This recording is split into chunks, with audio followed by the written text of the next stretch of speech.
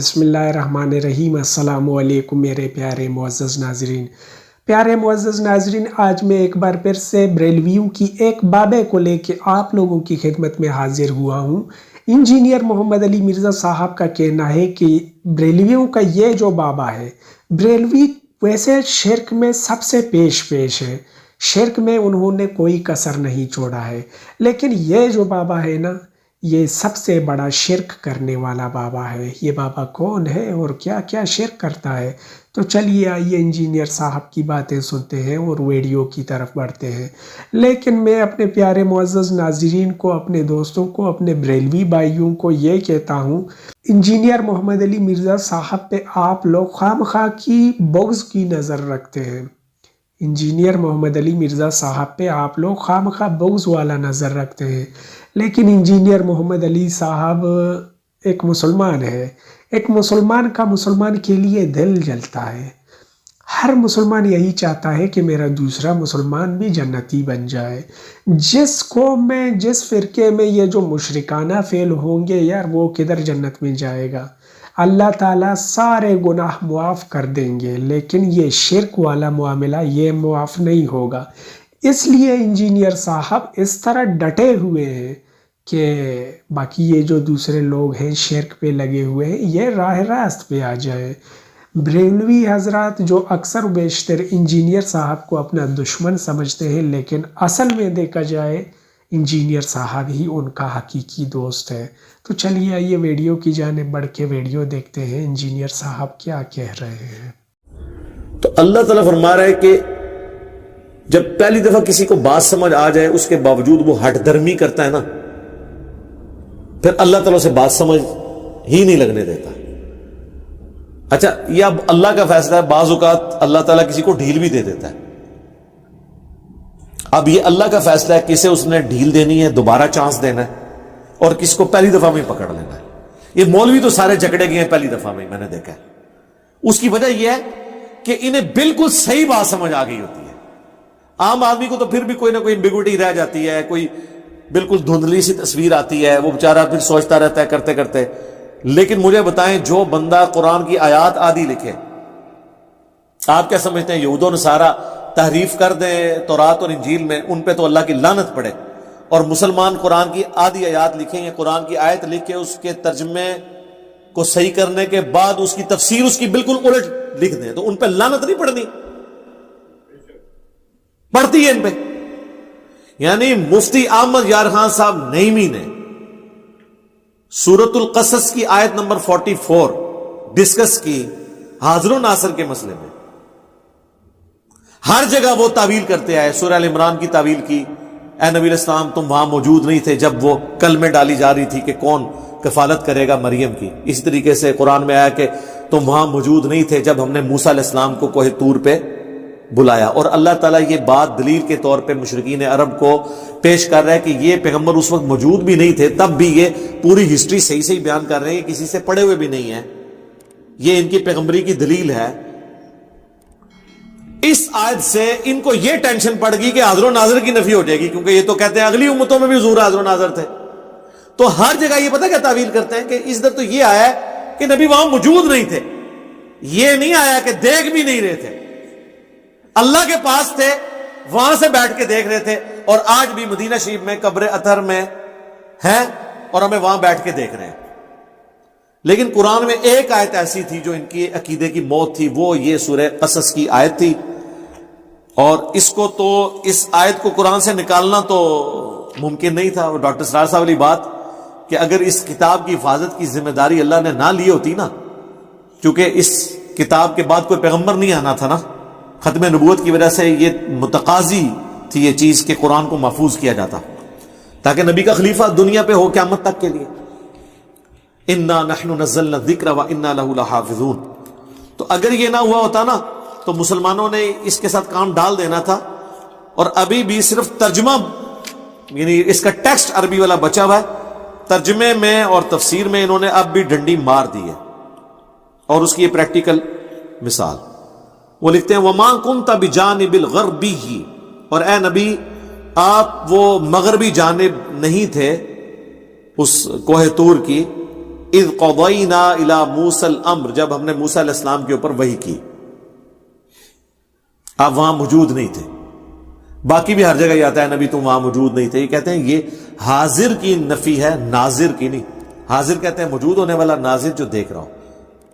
مفتی احمد خان نعیمی صاحب نے یہ آیت یاد ہی لکھی اور کہا کہ اس میں یہ لکھا ہوا ہے کہ آپ موجود نہیں تھے، یہ تو نہیں لکھا ہوا کہ دیکھ نہیں رہے تھے. سر لکھا ہوا ہے وما کنت من الشاہدین، اور نہ آپ گواہوں میں شامل تھے، نہ آپ دیکھ رہے تھے. شاید کا ترجمہ انہوں نے حاضر و ناظر کیا ہے. یہاں آیا نہ آپ حاضر تھے، وما کنت بجانب الغربی، نہ وہاں موجود تھے، حاضر تھے. وما کنت من الشاہدین، نہ آپ وہاں پہ گواہ تھے. اس نے کیا کیا؟ آدھی آیت لکھی نا اور کہا اس میں تو ہے کہ آپ وہاں موجود نہیں تھے. یہ تو نہیں لکھا تھا کہ آپ وہاں شاہد بھی نہیں تھے، آپ دیکھ بھی نہیں تھے. لکھا ہوا ہے. مجھے بتائیں جب یہ وہ آیت لکھ رہا تھا اور اس کا جواب دے رہا تھا، اسے نہیں پتا تھا کہ میں آدھی آیت لکھ رہا ہوں؟ اس طرح کے جو لوگ ہوتے ہیں نا، یہ اس چیز کے مصداق ہوتے ہیں. اور میں علا وجہ بصیرت کہہ رہا ہوں، اس پلانٹ ارتھ پہ اتنا شرک احمد بریلوی یا دیوبند کے بزرگوں نے نہیں پھیلایا جو مفتی احمد یار خان نعیمی صاحب نے جال حق لکھ کے ان سارے فرسودہ عقائد کا یعنی آف دا وے جا کے دفاع کیا. حتیٰ کہ وہ جال حق میں غیر اللہ سے مدد مانگنے کی دلیل میں سورہ بقرہ کی آیات لے آئے کہ اے نبی، یعنی یہ ان کو فرما دو کہ اگر تمہیں شک ہے نا اس کتاب کے بارے میں تو بلا لو اللہ کے سوا جتنی ہستی ہیں ان کو، اس طرح کی کتاب کوئی بنا کے بتائے. تو کہتے ہیں دیکھیں اللہ تعالیٰ ہمیں خود دعوت دے رہا ہے کہ اللہ کے سوا اور ہستیوں سے بھی مدد مانگ لو. اور رزلٹ ہے جو ان پڑھ بھی نہ کٹے. جی آپ پڑھ لیں جال حق میں جا کے. اب یہ جب اب باتیں یہ بلنڈرز ہیں، اس کے بعد بھی اگر کوئی ان کے پیچھے آنکھیں بند کر کے چلتا ہے اس کا کوئی علاج نہیں ہے سوائے ایک اس سے بڑا علاج میں نے رکھا ہوا ہے. آخری علاج وہ میرے پاس جو یکا ہوتا ہے کہ میں کسی بزرگ کی گستاخی ثابت کر دوں، اور وہ میں نے کر دی. اسی جال حق میں انہوں نے جو نور اور بشر کی بحث ہے نا، اس میں ان سے ایک بلنڈر ہو گیا اور وہ ہم نے پکڑ لیا. اس کے اوپر بھی یہ سارے آگے لاجواب ہو جاتے ہیں. انہوں نے کہا کل انما انا بشر مثلکم، اے نبی تم فرما دو کہ انسان ہونے میں تمہاری طرح ہوں. ظاہر مرتبے میں تو ہم بھی نہیں کہتے، آپ جیسا مرتبہ کسی کا ہو نہیں سکتا. ٹھیک ہے جی، ہماری آنکھیں تو ادھر تک نہیں دیکھ سکتی. بخاری مسلم ہے نبی الاسلام نے جنت بھی دیکھ لی نماز کی حالت میں. بخاری مسلم میں میں اپنی پیٹھ کے پیچھے بھی دیکھ لیتا ہوں. آپ کے پسینے میں سے بھی بخاری مسلم میں آتا ہے خوشبو آتی تھی. ٹھیک ہے، تو انسان ہونے میں وہ ہماری طرح تھے، مرتبے کی تو بات ہی نہیں ہو رہی. تو اب ان کو بشر ماننا بھی مشکل ہو جاتا ہے نا. تو انہوں نے اس بحث میں کہا کہ اس آیت کا صرف مقصد یہ ہے کہ اتنا بتایا جائے کہ تم لوگ اے انسانوں مجھ سے مانوس ہو جاؤ کہ میں انسان ہوں، تم مجھے یقین کر لو، لیکن اندروں میں انسان کوئی نہیں، اندروں میں نور ہاں، میں انسانی شکل میں آیا ہوں تاکہ تم مجھ سے مانوس ہو جاؤ کہ ایک انسان دوسرے انسان کی بات صحیح طریقے سے سن لیتا ہے. جس طرح شکاری شکار کرنے کے لیے مختلف آوازیں منہ سے نکالتا ہے یہ تیتر کو اور بٹیر کو، اس طرح پیغمبر بھی یہ کر رہے تھے کافروں کو اپنی طرف مائل کرنے کے لیے. اب پیغمبر کی مثال کس سے دے دی انہوں نے؟ شکاری سے. اور وہ شکاری بھی وہ جو فراڈ کر رہا ہوتا ہے، تیتر ہوتا نہیں ہے، آوازیں نکالتا ہے، اندروں کچھ اور ہوتا ہے. اب یہ تو صراحتاً گستاخی تھی، اس کی کوئی تعویل بھی نہیں ہے، کیونکہ بریلوی کہتے ہیں گستاخی کی تعویل بھی نہیں کی جائے گی. اے میں پھڑ لی سرکار، اندھا دھند پیروی کے انجام میں ڈال دی. اللہ کا شکر ہے ہزاروں لوگوں کی ہدایت کا سبب بنی. میرا وہ جو لیکچر ہے انڈیا اور پاکستان کے بزرگوں کی 19 گستاخانہ عبارات کا تحقیقی جائزہ، اے سارو سوئی ہے جیڑی میں انہوں نے غبارے ماری ہے فارغ. باقی قرآن و حدیث کے ساتھ جو اس کتاب میں انہوں نے کھلواڑ کیا ہے وہ آپ لاکھ دکھائیں کچھ نہ کچھ تعویل کریں گے، گستاخی کی تعویل نہیں کریں گے. کیونکہ وہ ادھر ان کو ڈر پڑ، کیونکہ ان کو پٹی یہ پڑھائی گئی ہے گستاخ نہیں ہونا چاہیے. دیکھ لو جی، انہوں نے خود اشرف تھانوی پہ جو حسام الارمین میں فتویٰ لگایا وہ کس بات پہ لگایا پتا؟ کہ اس نے کہا تھا کہ نبی کو اسی طرح کا علم غیب ہے جس طرح ایک جانور کو بھی تو چھٹی حص کے طور پہ پتہ چل جاتا ہے کیا ہونے والا ہے، اس میں نبی کی ہی تخصیص کیا؟ یہ تو اس طرح کا علم تو ہر پاگل مجنون نعوذ باللہ اور جانور کو بھی حاصل ہوتا ہے. تو اعلیٰ حضرت نے فتویٰ لگا دیا کہ تم نے جانوروں کے ساتھ مثال دے دی. سرکار تو آڑے پوتا مرید نے، یہ پوتا مرید ہے نا، اعلیٰ حضرت کے خلیفہ ہیں نعیم الدین مراد آبادی، اور ان کے خلیفہ ہیں مفتی احمد یار خان صاحب نعیمی. یہ نعیمی ان کی وجہ سے لکھتے ہیں, ٹھیک ہے. تو مفتی احمد یار خان نعیمی صاحب نے وہی کام پایا ہے جو اشرف علی تھانوی نے حفظ الایمان میں نبی الاسلام کے لیے وہ گندی مثال دی تھی. یہ پکڑی گئی ہے.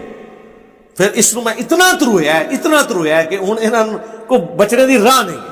لیکن یہ میں نے کیوں یہ ٹوٹکا میں نے بتایا, ہمیں کوئی ضرورت نہیں تھی, ہمارے پاس تو کوئی ذریعہ ہی نہیں ہے نا کہ ان کو منوانے کا, یہ قرآن حدیث کو مانے.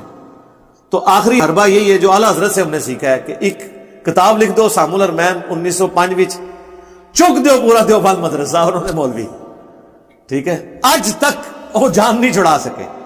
تو جو اسی کام پایا ہے نا اللہ نے فضمان سرکار, یہ وہ مدنی وائرس ہے جو قیامت تک نہیں اب ختم ہونے والا. ہاں انشاءاللہ نہ یہ کوئی ویکسین ہے, ہاں یہ کوئی ویکسین بھی نہیں ہے, یہ وہ مدنی وائرس ہے. کیونکہ یہ تھوڑے کو وسیلے ہے طریقہ.